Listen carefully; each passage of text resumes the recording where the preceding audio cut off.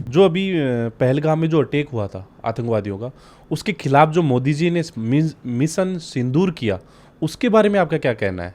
वो सही किया उन्होंने या गलत किया? देखिए, मोदी जी ने तो बिल्कुल सही कार्रवाई की है। अगर कोई इस तरह की हरकत कर रहा है, जिसके बच्चे की मौत हुई है, जिसके आदमी की मौत हुई है, जिसके पति की मौत हुई है, उसका दर्द कौन जानेगा? मोदी जी तो जाने ही है ना, पीएम है आगे भारत के।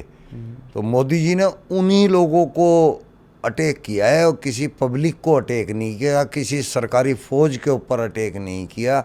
जो आतंकवाद के ठिकाने थे ना, जो फेमस थे, उन्हीं के ऊपर अटैक किया है और उन्हीं को तबाह किया है। उन्होंने ही ये काम किया था। मतलब जिम्मेदारी तो ली थी, काम चाहे किसी ने भी किया है। मैं तो ये बात मानता हूँ कि ये काम पाकिस्तानियों का है ही नहीं।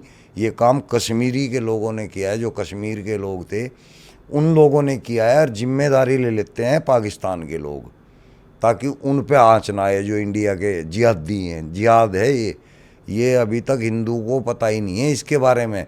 वो कश्मीर को वाकई में ये सोचते हैं कि वहाँ अनाज भी भेज रहे हैं, वहाँ सारी फैसिलिटी भेज रहे हैं, सब कुछ कर रहे हैं, लेकिन उनको पता नहीं है कि ये कश्मीर जो है भारत को खाता जा रहा है। उसको इन मुसलमानों के चंगुल से बचाना पड़ेगा। इन मुसलमानों पे लठ मार मार के इनको पाकिस्तान खदेड़ना पड़ेगा कश्मीर से, तब कश्मीर हमारा होगा, नहीं तो कश्मीर हमारा नहीं है। अगर मेरे हाथ में दे दो, एक दिन के अंदर वहाँ से कश्मीर खाली करवा दूँगा, सालों को पागलों की तरह भर दूँगा वहीं पाकिस्तान के अंदर। ये इतनी दिलेरी मोदी जी को दिखानी पड़ेगी, तभी जाके कश्मीर हमारे हाथ में आएगा, नहीं तो हम लोग यहाँ पे हिंदू काफिर इसी तरह मारे जाएंगे। ये कुरान की आयत है। जो उन लोगों ने काम किया है ना, वो अपनी मर्जी से नहीं किया उन्होंने।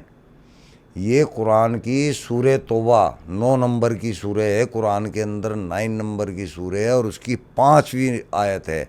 उसमें सेम टू सेम प्रोसेस लिखा हुआ है कि जब हुर्मत के 4 महीने बीत जाए, ये पाक महीने होते हैं 4,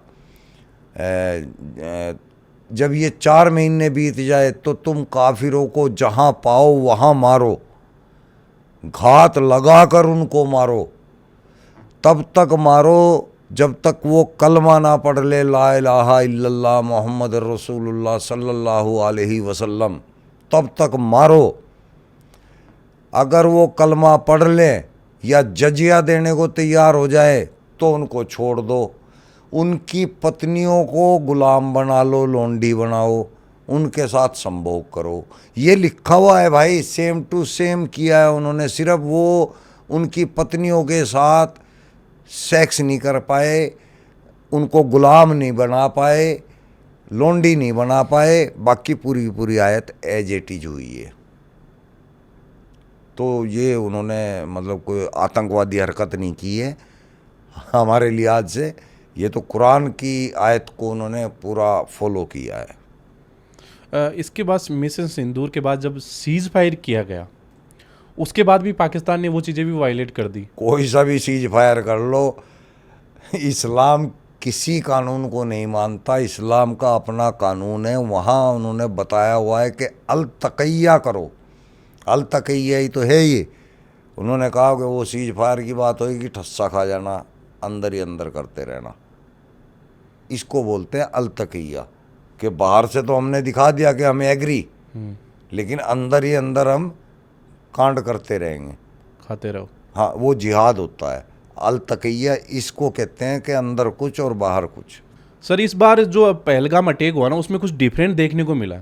उसमें बीवियों और बच्चों को छोड़ दिया गया और उनके हस्बैंड को मार दिया गया, और बीवियों को बोला गया जाके मोदी जी को बता देना। ऐसा क्यों हुआ इस बार?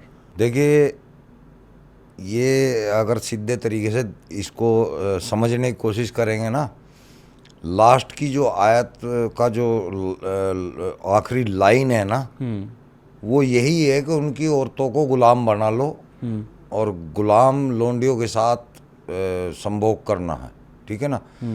लेकिन उन्होंने उनको छोड़ तो दिया, गुलाम नहीं बना सके, उनके साथ संबंध नहीं बना सके, वजह क्या थी? उनको ये पता है कि इस वक्त प्रधानमंत्री नरेंद्र मोदी है। ये डर उनके अंदर था, इसीलिए उन्होंने ये भी कहा है कि मोदी जी को बता देना जाके। मोदी जी को लग गया पता, ये भी उन्होंने गलती करी थी कि जाके मोदी को बता दे। मोदी जी को पता लग गया, मोदी जी ने कर दिया काम, बता दिया मोदी जी ने कि मेरे को पता लग गया है बेटा तुम लोगों ने क्या किया है।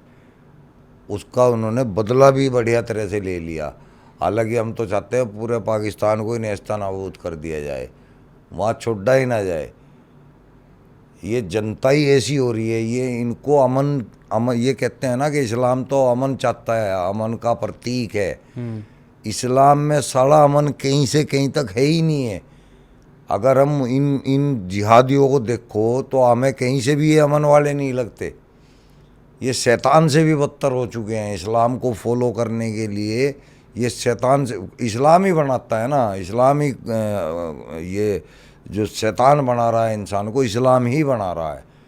उस वक्त हालात ऐसे रहे थे जब मोहम्मद साहब ने ये कुरान जो है लिखवाया या बताया, उस वक्त हालात ऐसे थे कि इसी तरह से राज किया जा सकता था। लेकिन आज ये जो है जहर बन चुका है, इसको फाड़ना ज़रूरी है, ख़त्म करना ज़रूरी है।